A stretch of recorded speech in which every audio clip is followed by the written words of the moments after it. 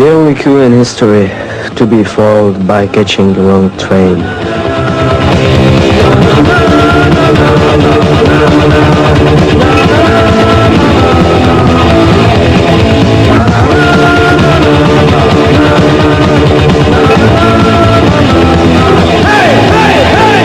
But not all punks are so disorganized. This popular band Red Silas and its followers have formed a political group. They sing about unemployment. They go on demonstrations. They publish a magazine. And they've had financial help from the British Socialist Workers' Party.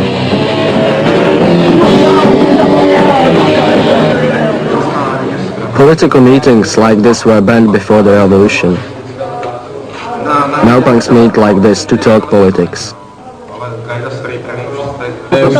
This is Jarda, lead singer with Red Silas. Jsme se šli vykřičet, vyloženě vykřičet. Sebrali tam pár lidí, tím to skončilo, byla tam ohromná bitka. He writes the lyrics and the magazine. But what we all have in common is our wealthy backgrounds. I come from a very rich family. My father works he is a chief of casino, my mother is a journalist. They don't understand me because they have different thinking. They want only money and And this is Mumir Čapek. He comes from a privileged Communist Party background.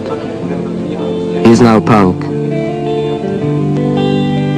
During the demonstrations of 1989, he was even seen on the ITN news rejecting communism.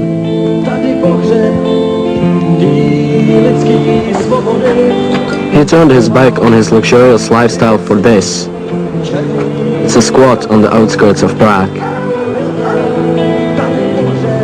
The door is bolted from inside to keep out skinheads and police. This Doberman is his protection.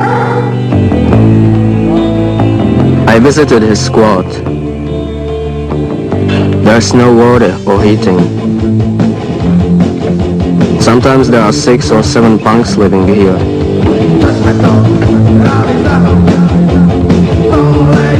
Mojmir has this bedroom to himself. I asked him what difference the revolution has made to his life. In my life, nothing. I think this revolution would be only change of the places.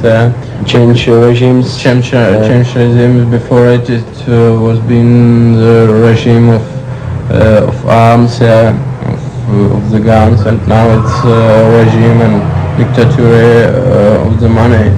So I think it isn't big difference.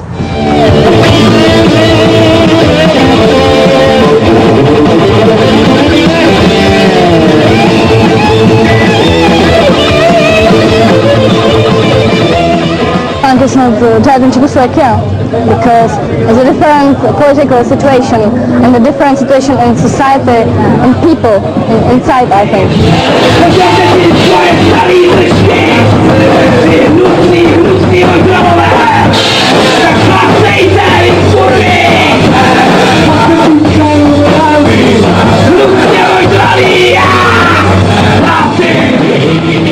Punk might not be dead, but it's in danger of dying.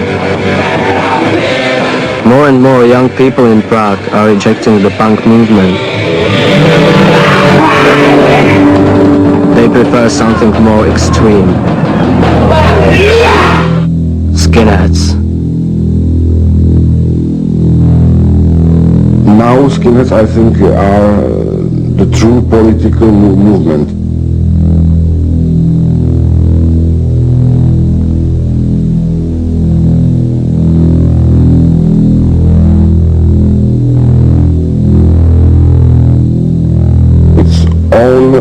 Very, very strict philosophy, yes. And the philosophy is violence, is racism, and so on and so on. It's very attractive for young people, yes, for unexperienced young people.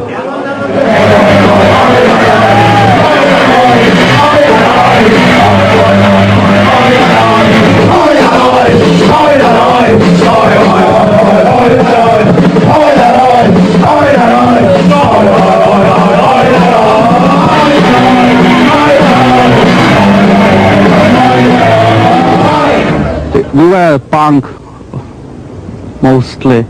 What I know, we were all punk, but it started to be boring for us to be punk and to be anarchist, and we wanted to make something who has some sense also.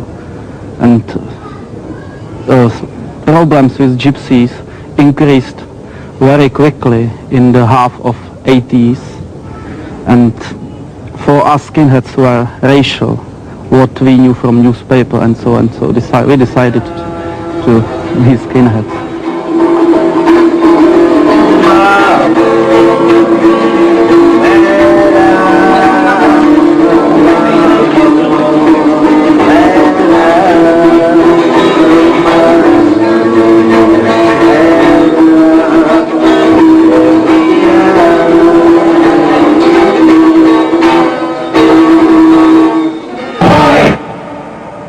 New skinheads are much more stronger, and they like much more than us because we were very few here. They like fighting on the streets, and they do it. I think that every day you can see some fights between skinheads and punks, between gypsies and skinheads, and some gypsies were killed too. Just for this video, the skinheads agreed to call off the fighting so that I could meet one of their leaders. This is him, Antonín Jankovič. He lives here with his parents. He is 30. He works as a computer programmer.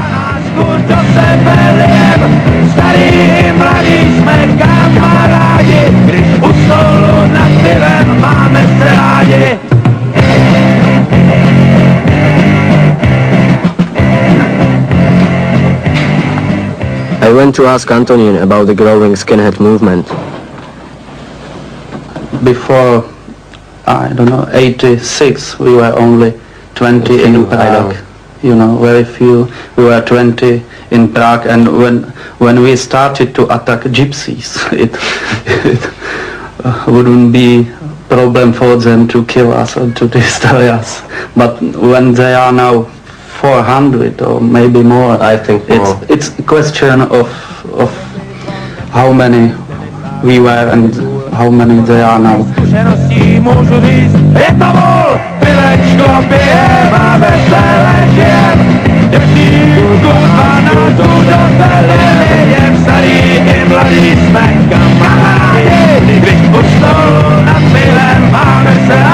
Oj!